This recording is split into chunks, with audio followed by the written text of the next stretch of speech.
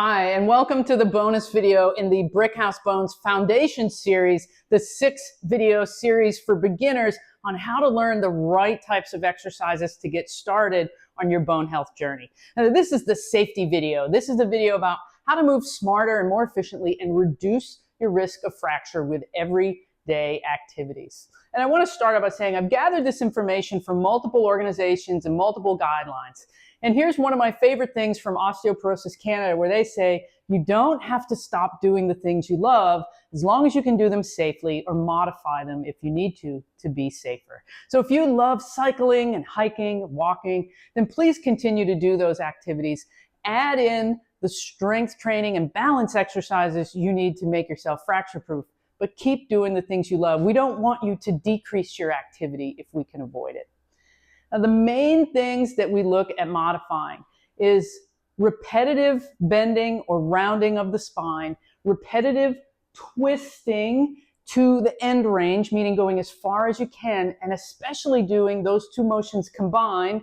So flexion and rotation, or flexion of the spine and twisting together. We really want to avoid that, especially with load. Load means any weight in your hands that you're lifting in that combined movement. We don't want to do a lot of flexing and bending together and add load to that, as that can put too much force on a vulnerable spine.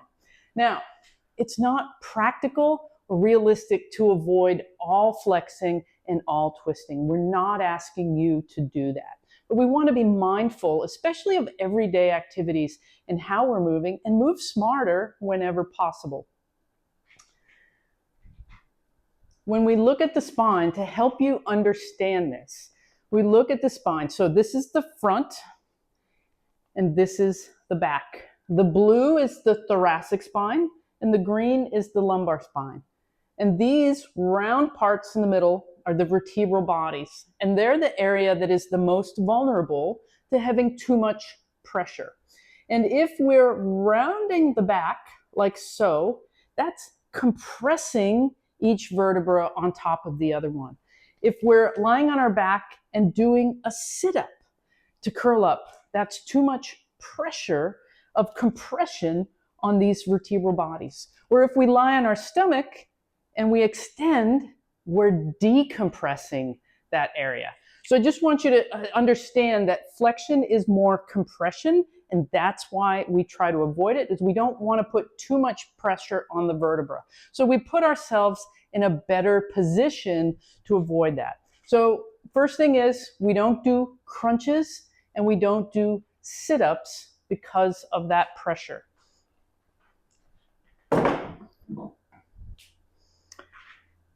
And we avoid repeated bending. So one of the areas we'll see this is I'll see people that are working in their garden, they're gardeners or weeders, and they garden like this. They're bent over. I don't have osteoporosis in my spine. It's only osteopenia in my hips. They're bent over like this, and they're pulling weeds. Well, that's repetitive bending, and if you really have to pull a weed, that's adding resistance or load to that. So not the safest idea. Instead, you get down on one knee. Notice I can hinge at my hip and do what I need to. Or we get down on both knees to do the weeding and pulling. It's a much smarter or safer position than being bent over. And for the same reason, if there's yogis in here, we don't do repeated forward folds in yoga if we have vulnerable bone health. There's other ways to do that movement, and I show that in all of my yoga videos as well. So we don't do repeated forward flexions. We don't do the roll down and Pilates because we're trying to avoid the curving of the spine like we saw. How else I see that is with lifting. So if somebody has to lift, say this block from the floor, often I'll see people bend over to pick it up, and they start good. The knees are bending, the hips are bending, and their back is also rounding. The key here is that we have to lift the heart so that we have a straighter spine when we lift. If there's any bit of resistance to this and our spine is rounded, it adds increased compression to those vertebral bodies. So lifting should be hinging at the hips, heart is up, then we pick it up. So we're stabilizing the spine first. Heart up, squeezing, lifting up like that.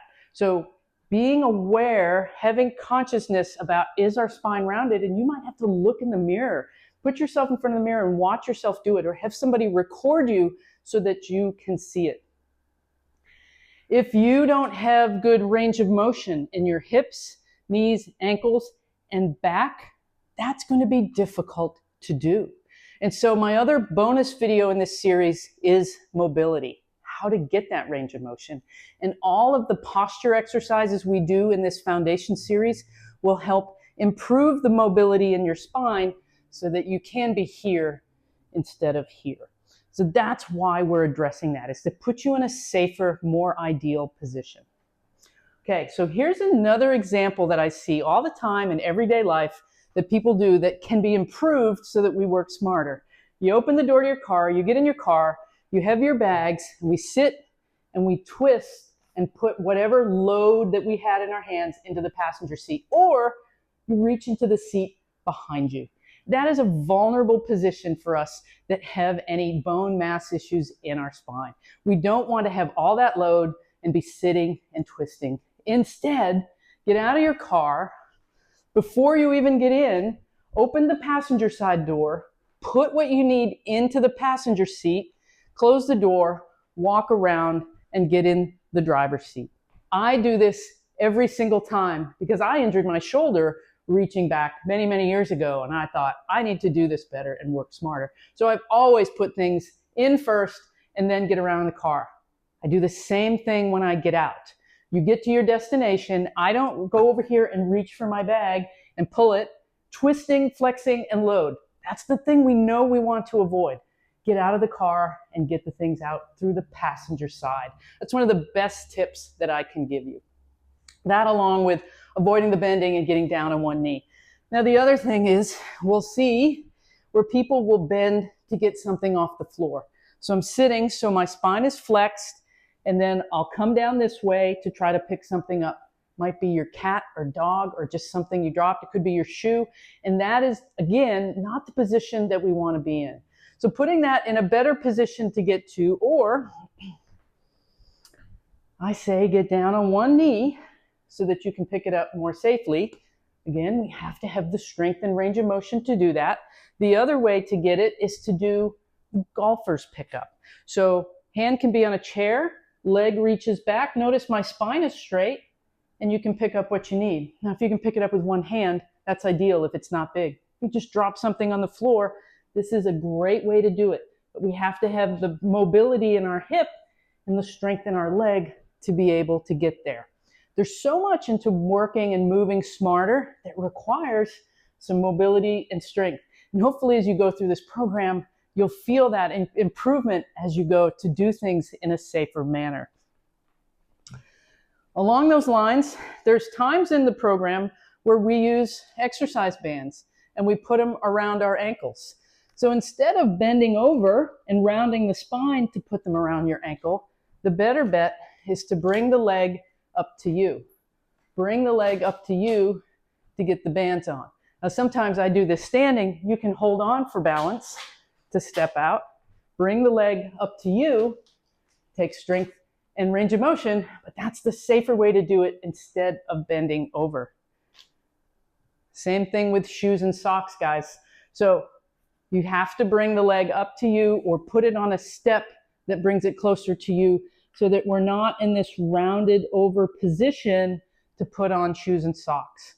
So working on that mobility so that you can get your leg on top of your knee, get your socks on, and get your shoes on in this position, bringing the leg up closer to you.